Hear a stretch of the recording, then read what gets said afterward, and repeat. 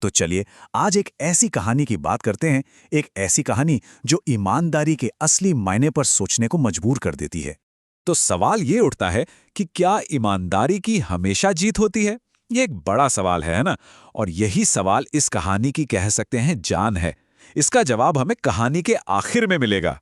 तो कहानी की शुरुआत होती है भूषण नाम के एक आदमी से। बेचारे के गांव में अकाल पड़ जाता है और उसे मजबूरी में काम की तलाश में किसी दूसरे गांव का रुख करना पड़ता है।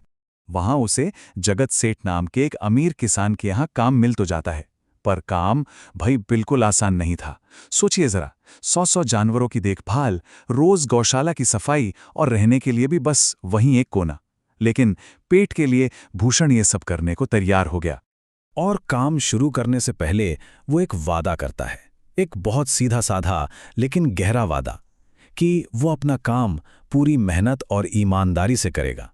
और यही एक लाइन, यही एक वादा उसकी पूरी कहानी का आधार बन जाता है। तो भूषण अपने वादे पर खरा उतरता है। उसकी मेहनत और लगन वो वाकई रंग लाती है। उसकी ईमानदारी किसी से छिपी नहीं रहती और उसे इसका फल मिलना शुरू हो जाता है। देखिए होता क्या है, पहले साल के बाद ही उसके काम को देखकर उसका वेतन 2 गुना कर दिया जाता है। और फिर कुछ साल और मेहनत करके वो इतनी बचत कर लेता है कि अपनी एक छोटी सी झोपड़ी बना सके। ये उसकी मेहनत का पहला बड़ा इनाम था, कह सकते हैं। और देखते ही देखते सालों की इस कड़ी मेहनत और बचत के बाद भूषण के पास कुल 5,800 रुपए जमा हो जाते हैं। उस जमाने में ये एक बहुत बड़ी रकम हुआ करती थी और ये सारी उसकी अपनी ईमानदारी की कमाई थी।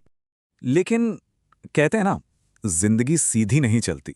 जैसे ही भूषण की जिंदगी पटरी पर आती है, एक नई मुसीबत दरवाजे पर दस्तक देती है। गांव में चोरियां बहुत बढ़ जाती हैं। अब भूषण को अपनी जिंदगी भर की कमाई की चिंता सताने लगती है, जाहिर सी बात है। तो अपनी जमा पूंजी को बचाने के लिए वो अपने मालिक जगत सेठ की सलाह मानता है और एक ऐसा फैसला लेता है जो उसकी जिंदगी को पूरी तरह से बदल कर रख देने वाला था। वो अपने 5,800 रुपए गांव के जमींदार के पास अमानत के तौर पर रखवा देता है। अब ये जमींदार अपनी ईमानदारी के लिए पूरे गांव में मशहूर था, तो भूषण को लगा भाई इससे ज्यादा सुरक्षित जगह और क्या होगी। लेकिन 2 साल बाद जब भूषण को पैसों की जरूरत पड़ती है और वो जमींदार के पास जाता है, तो जमींदार का रंग ही बदल जाता है। वो उसे पहचानने तक से इनकार कर देता है। कहता है, कौन हो तुम? मेरे पास तुम्हारे कोई पैसे नहीं है। भूषण बेचारा गिड़गिड़ाता रहता है, लेकिन न्याय मिलना तो दूर, जमींदार के आदमी उसे बुरी तरह पीटते हैं। सोचिए, एक तो पैसे गए, ऊपर से ये जुल्म। वो बेचारा पूरी तरह से टूट जाता है। अब जब ये बात जगत सेठ को पता चलती है तो उन्हें बहुत अफसोस होता है। आखिर सलाह तो उन्हीं की थी। तो वो इस अन्याय का बदला लेने के लिए और भूषण को उसके पैसे वापस दिलाने के लिए एक बहुत ही जबरदस्त योजना बनाते हैं। देखिए, योजना का आधार था जमींदार का लालच। सेठ जानते थे कि जमींदार लालची है, तो उन्होंने लोहे को लोहे से काटने की सोची। उन्होंने 50,000 रुपए की एक बहुत बड़ी रकम का चारा फेंकने का फैसला किया। ये प्लान ना बड़ा मजेदार है। 4 आसान स्टेप्स में काम करता है। पहला, सेठ जमींदार को 50,000 रुपए रखने का ऑफर देते हैं। दूसरा, ठीक उसी वक्त भूषण को अपने पुराने पैसे मांगने के लिए भेजा जाता है। तीसरा, अब देखिए, 50,000 के लालच में अपनी ईमानदारी साबित करने के लिए जमींदार को भूषण के 5,800 रुपए लौटाने ही पड़ते। और चौथा, जैसे ही भूषण को पैसे मिलते हैं, सेठ का एक आदमी आता है और कहता है कि सेठ का बाहर जाने का प्लान कैंसिल हो गया है, तो 50,000 रुपए वापस ले जाता है। है ना कमाल की योजना? तो चलिए अब देखते हैं कि असल में होता क्या है। क्या ये योजना काम करती है? कहानी का अंत कैसे होता है? और होता भी बिल्कुल वही है।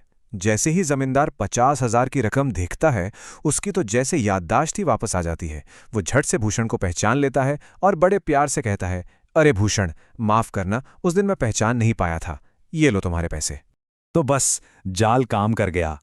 भूषण को उसकी मेहनत की कमाई वापस मिल गई और जगत सेठ ने अपना चारा वापस खींच लिया।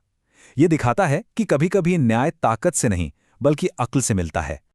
और आखिर में जगत सेठ जो बात कहते हैं वही इस कहानी का पूरा सार है, पूरी सीख है। वो कहते हैं, जो मेहनत और ईमानदारी से कमाता है, भगवान हमेशा उसकी रक्षा करता है, और जो बेईमानी की कमाई पे जीता है, वो कभी फलता भूलता नहीं।